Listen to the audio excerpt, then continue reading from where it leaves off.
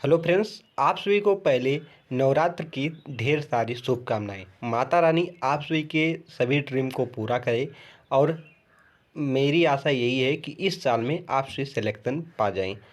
Friends, Navratra के इस शुभ अवसर पर हम आज क्लास ले रहे हैं। इससे पहले हम सभी ने 2 क्लास इसकी ऑलरेडी ले ली है। क्या क्या हम सॉल्व करा रहे हैं? आरआरबी ग्रुप डी के प्रीवियस ईयर क्वेश्चन पेपर को सॉल्व कर रहे हैं। 2 क्लास पहले ही ले लिए जिसमें 2 पेपर हम सभी ने सॉल्व कर लिया है। आज ये हमारे क्लास नंबर 3 है। तो अगर आप सभी ने 2 क्लास वो नहीं ली है तो उसे भी आप सभी ले लें, ताकि आप सभी का एक भी वीडियो मिस ना हो, क्योंकि हर एक वीडियो आप सभी के लिए इम्पोर्टेंट है। क्योंकि जीके जीएस अगर आप सभी पीवाईक्यू सभी सॉल्व करे रहेंगे तो आप सभी के एग्ज़ाम में काफ़ी हेल्पफुल में जो हेल्प मिलने वाली है।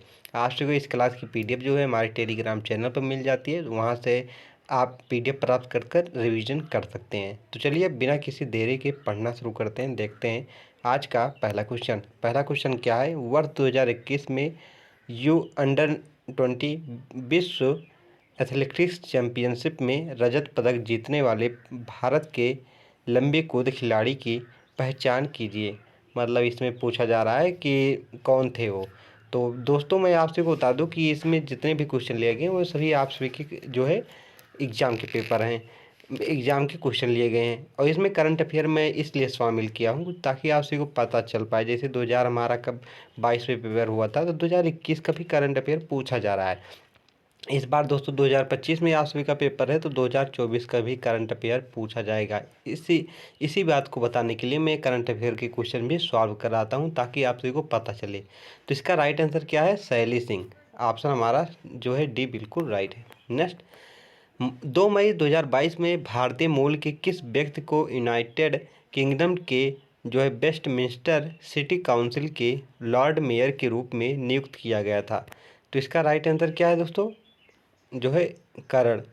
कौन है? करण बिली मौर्य हैं। ये इंपॉर्टेंट है क्योंकि करंट अफेयर है, ये अब दोबारा नहीं पूछा जाएगा। चलिए आगे देखते हैं। किसी एक निश्चित क्षेत्र में मिट्टी की ऊपरी परत के अपरदन को कहा जाता है। ये आप सभी के जियोग्राफी का क्वेश्चन है, ये इंपॉर्टेंट है, इसे आप सभी ध्यानपूर्वक देखें। किसी एक निश्चित क्षेत्र में मिट्टी की ऊपरी परत के अपरदन को क्या कहा जाता है? जल अपर्दन, परत अपर्दन, वायु अपर्दन या गीली अपर्दन, मतलब गली अपर्दन। तो इसका राइट आंसर क्या है दोस्तों? परत अपर्दन कहते हैं। तो सिंपल था दोस्तों, जब वहाँ पर बोला जा रहा है कि किसी भूमि के ऊपरी परत का के अपर्दन को क्या कहते हैं, तो उसे परत ही अपर्दन कहते हैं। कहीं पर आप सभी को सीट इरेशन भी लिखा मिलेगा। नेक्स्ट देखते हैं। कोयले और पेट्रोलियम के संरक्षण के लिए निम्नलिखित में से क्या किया जाना चाहिए? कोयले और पेट्रोलियम के संरक्षण के लिए निम्नलिखित में से क्या किया जाना चाहिए? आप सभी के पास 4 ऑप्शन है। इस 4 ऑप्शन में से आप सभी को आंसर चुनना है। पहला हमारा ऑप्शन क्या है, इसमें आप सभी देख लें, कलर चेंज कर लें ताकि आप सबको विजुअल हो। एयर कंडीशनिंग, क्या दोस्तों? एयर कंडीशनिंग सिस्टम का अत्यधिक उपयोग नहीं करना चाहिए। दूसरा है सौर कुकर का प्रयोग बिल्कुल भी नहीं करना चाहिए। तीसरा है मानसिक जो है ताप दीप्त बल्बों के स्थान पर CFL बल्बों का उपयोग नहीं करना चाहिए। चौथा दोस्तों, सार्वजनिक परिवहन या कारपूल का उपयोग नहीं करना चाहिए। तो इसका राइट आंसर क्या है? ऑप्शन हमारा ए बिल्कुल राइट है। एयर कंडीशनिंग या हीटिंग सिस्टम का अत्यधिक उपयोग नहीं करना चाहिए। इससे हमारे कोयले और दोस्तों क्या है, कोयला और पेट्रोलियम का संरक्षण होगा। नेक्स्ट क्वेश्चन देखते हैं। हमारा अगला क्वेश्चन क्या है। इसमें कहा गया है कि विश्व के किस देश ने विश्व शांति की दिशा में अंतर्राष्ट्रीय सहयोग को मजबूत करने के लिए वर्ष 2022 में G20 की अध्यक्षता संभाली? कहा गया है विश्व के किस देश ने विश्व शांति की दिशा में अंतर्राष्ट्रीय सहयोग को मजबूत करने के लिए 2022 में G20 की अध्यक्षता संभाली? भारत ने, इटली ने, चीन ने या फिर इंडोनेशिया ने? तो राइट आंसर क्या है इसका? राइट आंसर है इंडोनेशिया ने संभाली है। किसने? इंडोनेशिया ने संभाली है। नेक्स्ट क्वेश्चन, निम्न में से कौन सा भारत का सबसे लंबा राष्ट्रीय राजमार्ग है? निम्नलिखित में से कौन सा भारत का सबसे लंबा राष्ट्रीय राजमार्ग है? तो राइट आंसर क्या है? NH highway 44। कौन सा है दोस्तों? NH 44 जो है ये बिल्कुल राइट है। नेक्स्ट क्वेश्चन, निम्नलिखित में से कौन सा भारत में मीठे पानी का एकमात्र कृत्रिम जलाशय है? आपसे को झील भी कहकर पूछा जा सकता है। निम्नलिखित में से कौन सा भारत में मीठे पानी का एक कृत्रिम जलाशय है? तो राइट आंसर क्या? गोविंद सागर झील जो है यह है। नेक्स्ट क्वेश्चन देखते हैं। कोशिका झिल्ली के निर्माण के लिए आवश्यक प्रोटीन और लिपिड का निर्माण किसके द्वारा किया जाता है? कोशिका झिल्ली के निर्माण के लिए आवश्यक प्रोटीन और लिपिड का प्रयोग या निर्माण किसके द्वारा किया जाता है? प्लास्टिड के द्वारा, रेटिकुलम के द्वारा, रितिका के द्वारा या फिर दोस्तों राइबोसोम के द्वारा? तो राइट आंसर क्या है? एंडोप्लाज्मिक रेटिकुलम के द्वारा। ऑप्शन हमारा दोस्तों जो है बी बिल्कुल राइट है। प्लाज्मिक जो है रेटिकुलम के द्वारा किया जाता है। आप सभी का बायो का एक दोस्तों क्वेश्चन है, बायो में सेल चैप्टर जो है उसमें से यह लिया गया है। वैसे अगर आप सभी से पूछा जाए कि सेल की खोज किसने की है, तो आप सभी क्या बताएंगे? रॉबर्ट हुक ने की है। किसने की है? रॉबर्ट हुक ने की है। वहीं पर आपसे से यह पूछा जाए शुक्राणु की खोज किसने की है, तो लैंड स्टीनर ने की है। ये भी आप याद रखिएगा। दूरबीन की खोज गैलीलियो ने की है। कंप्यूटर की खोज किसने की है? तो चार्ल्स बेबेज ने की है। ये सब आप सभी को पता होना चाहिए, यहाँ से पूछा जाता है। अगर बात करें कि द्वि जगत की प्रणाली किसने दी है, तो आप सभी बताएंगे कौन? लीनियस ने दी है। नेक्स्ट, नीचे दिए गए कथनों पर विचार कीजिए और सही उत्तर का चयन कीजिए। कथन हमारा क्या है?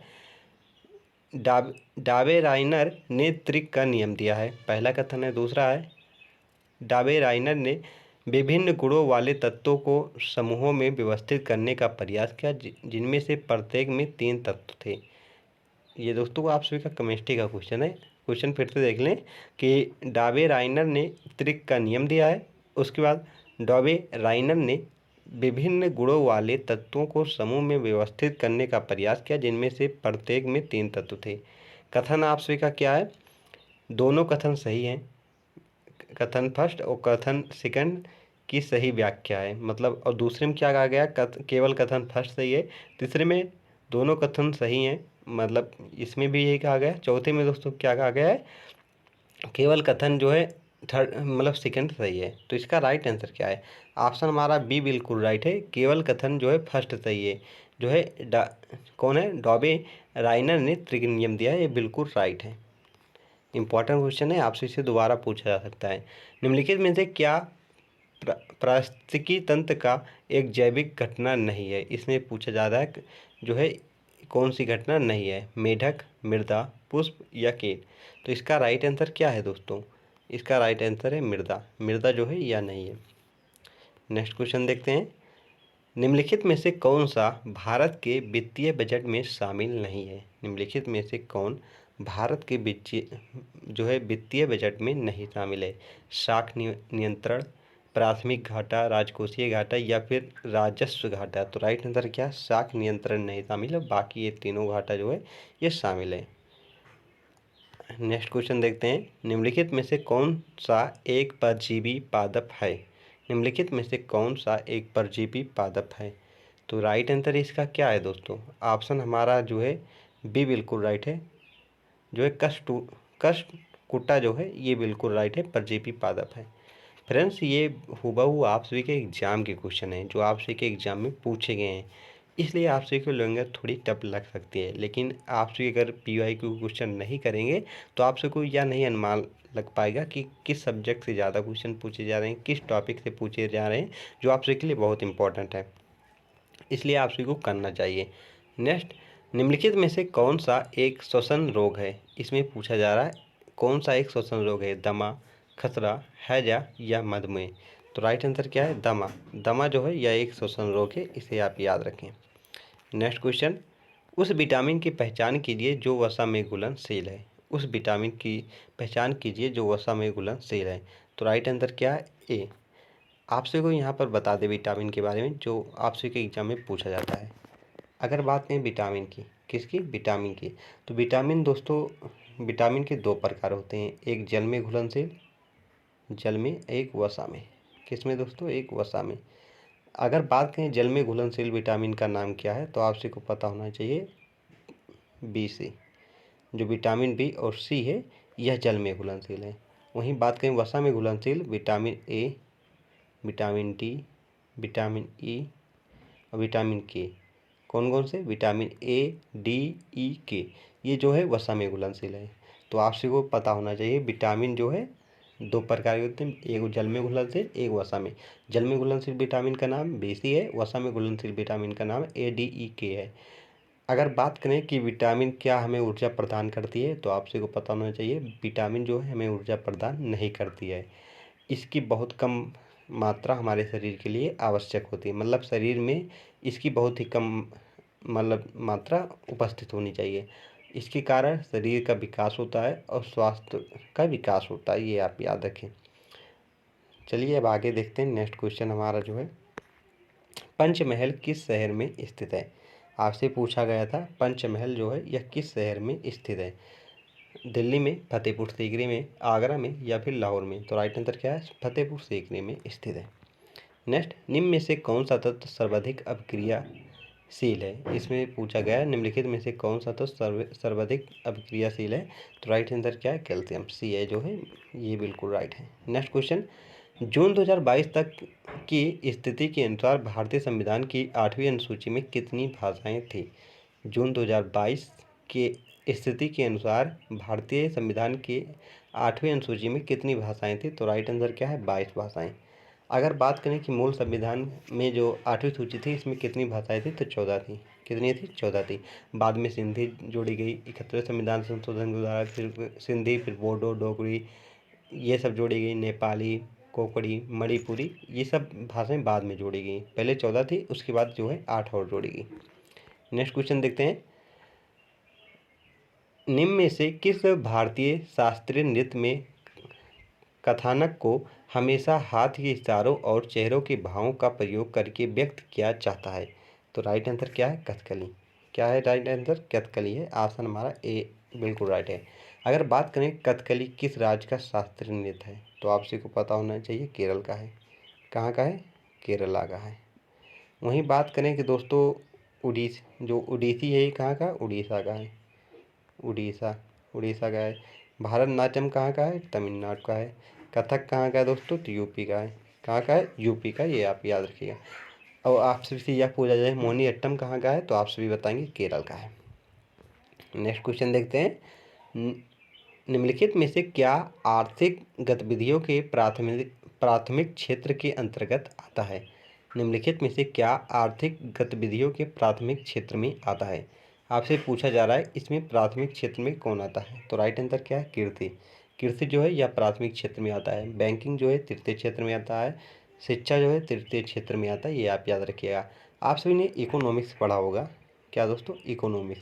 तो इकोनॉमिक्स में दोस्तों 3 क्षेत्र पाए जाते हैं, प्राथमिक, द्वितीयक और तृतीयक। ये 3 क्षेत्र इकोनॉमिक्स में पाए जाते हैं।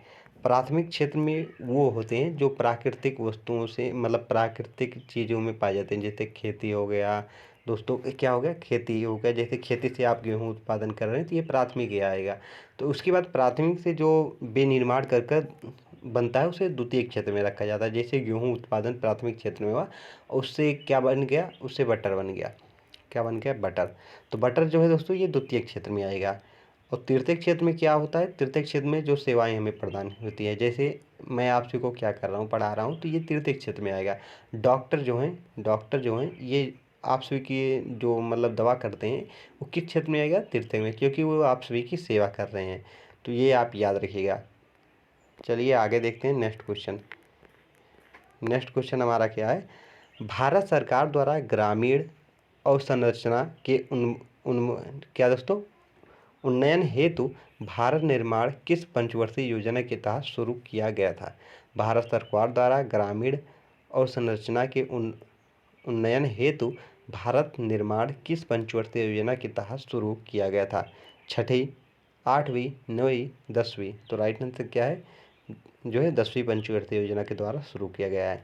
दोस्तों पंचवर्षीय योजना का मैंने एक कंप्लीट जो है लेक्चर लिया है, उसमें पंचवर्षीय योजना से जितने भी रिलेटेड क्वेश्चन बनते हैं उस भी सॉल्व कराएंगे थ्योरी के साथ। तो अगर आपने वो वीडियो नहीं देखा देख लें, वहाँ से आप के सारे जो है डाउट क्लियर हो जाएंगे। नेक्स्ट क्वेश्चन देखते हैं, निम्नलिखित में से किस देश में मकर संक्रांति को पोहेला फागुन के नाम से जाना जाता है? तो राइट आंसर क्या है? बांग्लादेश, जो हमारा पड़ोसी देश है। नेक्स्ट क्वेश्चन देखते हैं, बांग्लादेश के साथ दोस्तों हमारी स्थलीय सीमा सबसे अधिक लगती है 4096 किलोमीटर। वहीं बात करें सबसे कम स्थलीय सीमा किस देश के साथ लगती है, तो अफगानिस्तान के साथ 106 किलोमीटर लगती है, ये आप याद रखें। नेक्स्ट क्वेश्चन देखते हैं, निम्नलिखित में से कौन सा देश G20 का सदस्य नहीं है? भारत, मेक्सिको, ब्राज़ील या तुर्की? तो राइट आंसर क्या है? ब्राज़ील। ये पहले का दोस्तों करंट अफेयर है, अब का नहीं है, तो बदल सकता है, ये आप याद रखें। पृथ्वी की सतह पर सबसे प्रचुर तत्व कौन सा है? पृथ्वी की सतह पर सबसे प्रचुर तत्व कौन सा है? तो राइट आंसर क्या है? ऑक्सीजन जो है, बिल्कुल राइट है। नेक्स्ट क्वेश्चन देखते हैं, निम्नलिखित में से किस नदी का उद्गम स्थल राजस्थान में है? तो लूनी नदी जो है दोस्तों, इसका उद्गम स्थल जो है कहाँ पर? राजस्थान में। और राजस्थान के दोस्तों बोखरचू में ही समाप्त भी हो जाती है। तो ये दोस्तों हमारे आज का पेपर था उसके 50 क्वेश्चन कराए गए यहाँ पर, कि 25 क्वेश्चन कराए गए जो आपसे के एग्ज़ाम के बिल्कुल रियल क्वेश्चन है। तो आपसे को वीडियो किस प्रकार लगा है कमेंट बॉक्स में बताइएगा। अगर वीडियो पसंद आए तो चैनल को सब्सक्राइब करें, वीडियो को लाइक करें। चलिए मिलते हैं नेक्स्ट पेपर के एनालिसिस के साथ, तब तक के लिए जय हिंद, वंदे मातरम।